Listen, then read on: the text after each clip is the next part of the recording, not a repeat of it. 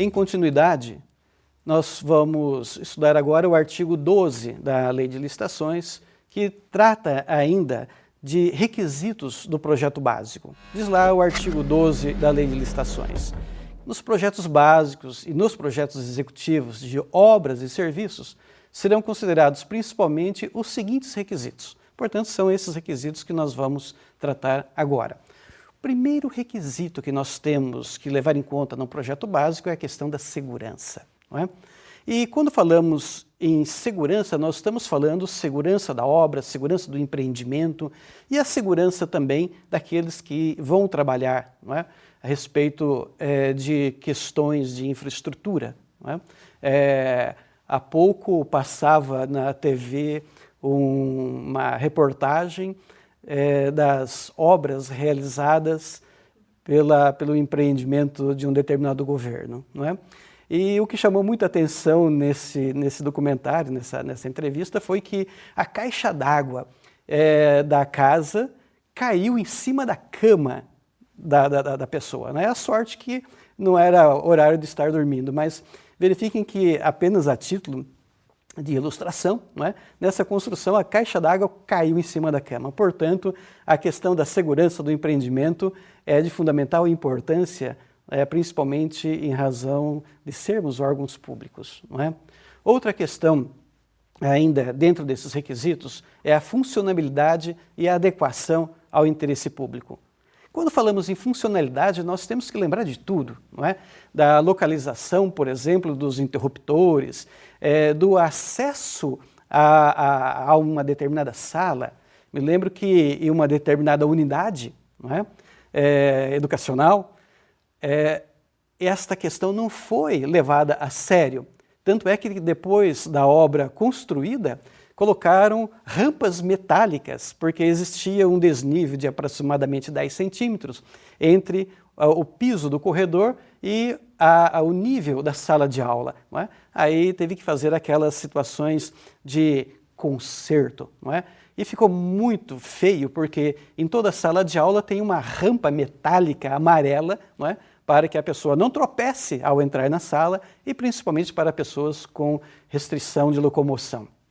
Portanto, parece bobeira, não é? Ficar falando desses requisitos, mas as pessoas, principalmente a autoridade que vai autorizar, que dá o seu de acordo com o projeto básico e o projeto executivo, deve ficar muito atento a essas questões.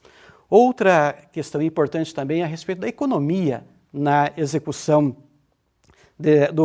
desse empreendimento. Economia no quê? Na conservação e na operação, não é? Essa economia deve ser pensada de todas as formas. E apenas como exemplo, não é? Me lembro que em determinadas construções não se privilegia, por exemplo, a questão da luminosidade. Nós vamos encontrar salas de aulas que, a pleno meio-dia, nós temos que ligar todas as luzes, não é? É claro que existiu aí vício quanto a esses requisitos inerentes à economia na execução, na conservação e na operação desse empreendimento. E ainda aquelas soluções que comportem, por exemplo, outros tipos de economia. Vamos imaginar apenas como exemplo, uma grande unidade, um campus que tem uma área extensa de jardinagem, não é? Fica muito caro para a unidade regar, molhar as plantas com água da Sabesp, por exemplo, que custa muito caro, não é? Nesses empreendimentos deve ter a previsão do uso ou do reuso de água, uso da água da chuva, reuso de águas servidas, enfim, todas estas exigências são necessárias e vitais, mesmo porque fazem parte da sustentabilidade ambiental, não é? E vamos encontrar em muitas unidades esses problemas que depois ficam muito mais caros para ser minimizados ou equalizados. E ainda, nós temos uma outra questão, dentro ainda desses requisitos, a possibilidade do emprego de mão de obra, de materiais, de tecnologia, enfim, de matérias-primas que são encontradas, que são existentes naquela região. E por fim, nós podemos ainda lembrar como requisito necessário desse projeto básico ou das próprias planilhas, as propostas para a facilidade da execução, conservação, operação, claro, tudo isso sem prejuízo da durabilidade da obra ou do serviço. E ainda, nós temos que lembrar de um último requisito, que é a adoção de normas técnicas no que se refere à saúde, segurança do trabalho. E quando falo em saúde e segurança do trabalho, nós temos que lembrar de novo das questões de luminosidade, ventilação, salubridade, enfim, todas estas questões são de extrema importância nesse contexto. E agora, finalizando, nós vamos ter que falar do último requisito, que é a questão do impacto ambiental. Não é? Essa questão do impacto ambiental está descrita inicialmente no artigo 225 da Constituição Federal. Lá no artigo 225 da Constituição Federal, no caput, não é? Ou seja, na cabeça desse artigo 225, está descrito que todos têm direito ao meio ambiente ecologicamente equilibrado. Por quê? Porque ele é um bem de uso comum do povo e também essencial à sadia qualidade da vida, e impõe-se ao poder público exigir, na forma da lei, ou seja, das normas que regulam esse assunto, exigir para instalação de obra ou atividade potencialmente causadora de significativa degradação do meio ambiente, um estudo prévio de impacto ambiental, e esse estudo prévio de impacto ambiental deve ser dado publicidade, né? Publicidade para todas aquelas pessoas do entorno, toda a comunidade possa analisar e verificar o que a administração está fazendo em prol também do meio ambiente. E dentro desse contexto, nós temos que falar um pouco da licença ambiental. Esta licença ambiental, ela é obrigatória para aqueles empreendimentos que são considerados de efetiva ou potencialmente causadores de significativa degradação do meio ambiente. E nesses casos, dependerá de estudo prévio de impacto ambiental e o respectivo relatório de impacto sobre o meio ambiente. Esse tema, impacto ambiental e licença ambiental, é de extrema importância dentro desse contexto que estamos estudando. Por isso, convidamos a professora Belinda, da Universidade Federal da Paraíba, que é especialista nesta área, para que nos esclareça alguns pontos importantes dentro desse contexto que estamos estudando. Vamos ouvir, portanto, a professora.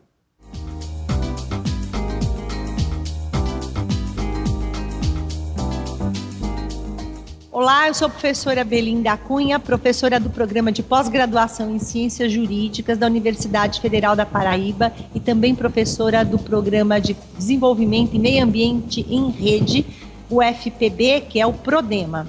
Sustentabilidade é uma expressão e é uma parte da ciência que nasce a partir da geografia, da ecologia e da economia, notadamente.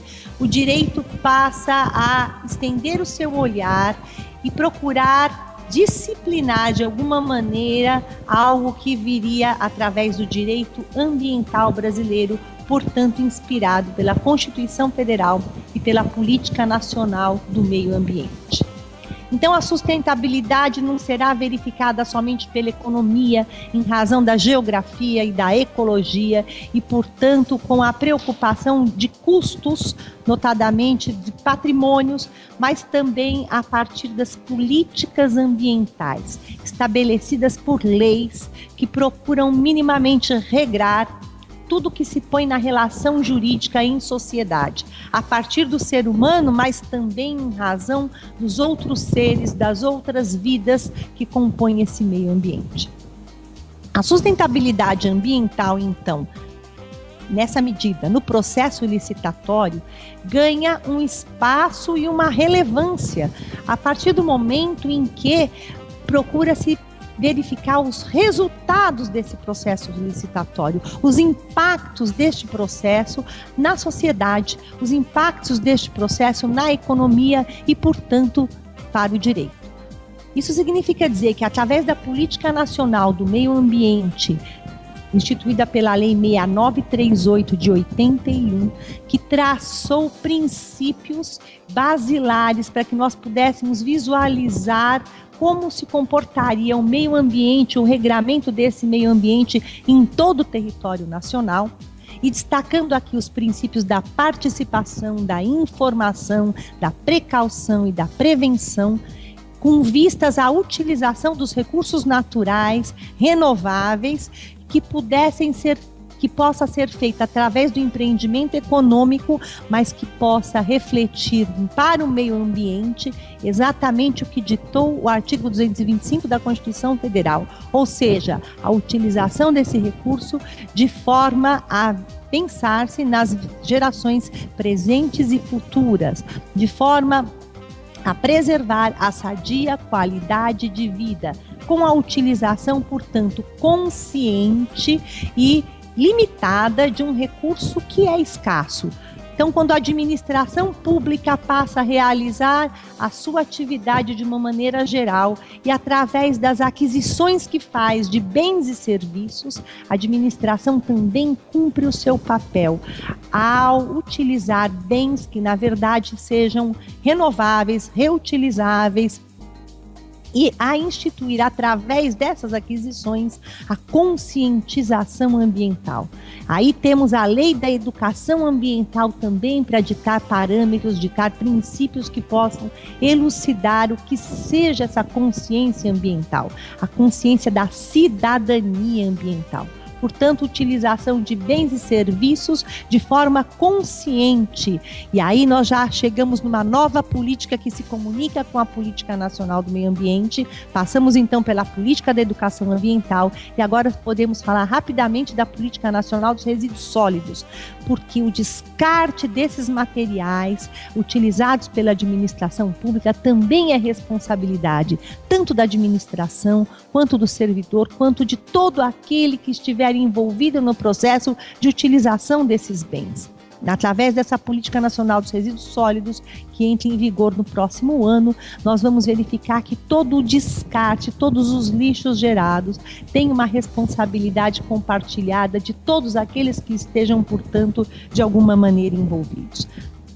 Nesse sentido, o planejamento, a gestão ambiental passa a ser também uma prioridade da administração pública, incluindo aí, evidentemente, seu processo licitatório. De que maneira? Através do estudo, através dos relatórios de impacto daqueles serviços que estejam sendo realizados pela administração pública e na administração pública. O chamado estudo prévio de impacto ambiental, ou mesmo estudo de impacto ambiental, ele tem o papel preponderante na precaução e na prevenção dos impactos e dos riscos causados à sociedade a partir da utilização dos recursos e, na verdade, também da realização de serviços no meio social, meio esse que sempre compreende o meio ambiente. Então, o estudo de impacto ambiental, ele tem por finalidade verificar os riscos que se coloquem para o meio ambiente, com a utilização de recursos naturais ou não. Em relação aos reflexos da sustentabilidade na administração pública e a partir do direito ambiental, que é exatamente a área que está sediando aqui hoje a nossa discussão, o que nós podemos verificar é que, diante dos estudos prévios de impacto realizados e, portanto, diante dos relatórios, da análise do manejo desses bens e recursos naturais renováveis, nós poderemos constatar o impacto que terá na sociedade e na própria administração a aquisição e realização desses serviços, dessas obras. Por exemplo, se a administração pública realizará o praceamento, realizará a edificação de prédios, realizará a reformulação de determinado bairro, de determinada universidade, Com isso, nós saberemos até que ponto aquelas construções, aquelas obras, aqueles serviços impactarão no meio ambiente. Diante dos impactos que sempre acontecem, evidentemente a Constituição já tolera esse impacto, na medida em que a presença do ser humano modifica a biota, modifica o meio ambiente, resta saber que tipo de manejo, que tipo de realização nós podemos fazer com esta obra para impactar menos o meio ambiente. Então, se nós estamos utilizando madeira, se nós estamos utilizando que de fato utilizaremos material de construção, como essa obra modificará aquela área em que ela será construída? Número 1. Depois, número 2, o restante, o resultado, o lixo daquela construção realizada, como ele será descartado, como ele será reaproveitado, reutilizado, a licitação para a venda daquele material, observando evidentemente a legislação daquele local. Tudo isso tem que ser preocupação da administração pública ao realizar aquela obra. Em relação aos equipamentos descartáveis, aos copos e outros papéis, esse tipo de coisa, bom, esse descartável ele já vem sendo substituído por algo que não gere ainda mais lixo para o meio ambiente. Esse papel, essas cestas de papel, essas mesmas, elas são reflorescentes. Esse papel ele é resultado de reflorestamento ou não? Então, nós vamos ter que analisar o custo desse material diante da procedência desse material. Então, essa é uma aplicação da Política Nacional do Meio Ambiente, da Política de Educação Ambiental, com vistas ao resíduo sólido, portanto, a aplicação da Política Nacional do Resíduo Sólido, sem perder de vista a Política Energética Nacional, na licitação da administração pública realizada dentro de um processo licitatório obrigatório para a aquisição e realização de todos os serviços. Com relação ao processo licitatório, o edital pode observar o requisito da sustentabilidade ambiental. Desde que não haja nenhuma restrição no Estado quanto a isso, o que é algo também a ser discutido sob outros aspectos, ou seja, se essa restrição poderia ou não se dar, mas é interessante que os editais passem a incluir o requisito da sustentabilidade ambiental nos materiais que vão ser adquiridos, nos serviços que vão ser realizados. Ou seja, em relação aos materiais que sejam resultantes da reutilização, da reciclagem, do melhor aproveitamento, portanto, de que já haja uma otimização quanto à procedência desse material. Em relação aos serviços que vão ser realizados, que também seja otimizada a energia, que também seja realizado com materiais reutilizados, reciclados e que, portanto, também estejam observando e se preocupando com a otimização ambiental dos recursos. Continuem, meus parabéns, foi aqui uma satisfação estar com vocês nessa primeira oportunidade. Muito obrigada. Ouvimos a professora Belinda a respeito desse tema. Quero agradecer imensamente a gentileza de ter disponibilizado o seu tempo, precioso tempo, para nos ensinar mais profundamente sobre esse assunto. E lembrando que essa questão ambiental é uma questão que envolve todos nós, não é? A administração pública, as pessoas de uma forma geral, as autoridades, enfim, todos nós devemos estar imbuídos na proteção e na preservação do meio ambiente. E a administração pública tem, por lei, a obrigação de cuidar dos empreendimentos que causem significativa degradação ambiental. Portanto, quero agradecer mais uma vez a gentileza da professora Belinda e com isso eu me despeço dos senhores, agradecendo a gentileza de me ouvirem e convocando os senhores para que participem efetivamente do fórum de discussão, porque só assim vamos levantar as questões do dia a dia e vamos discutir e para chegar aos entendimentos necessários para que esse curso realmente atinja a eficiência que esperamos que possamos alcançar. Muito obrigado a todos e um grande abraço.